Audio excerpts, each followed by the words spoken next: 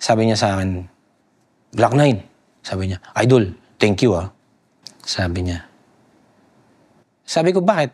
Sabi niya, thank you ah, kasi yung anak ko si Rena eh. And sabi niya, naiintindihan ko na ngayon dahil sa kanta mo. Hindi yung mga bagay na more than anything na pwede kong i-request, pwede kong hilingin. Yung alam mo na ang kanta mo ay nakatulong sa buhay ng isang tao. In one way or another. Paano mo sinulat yung Serena?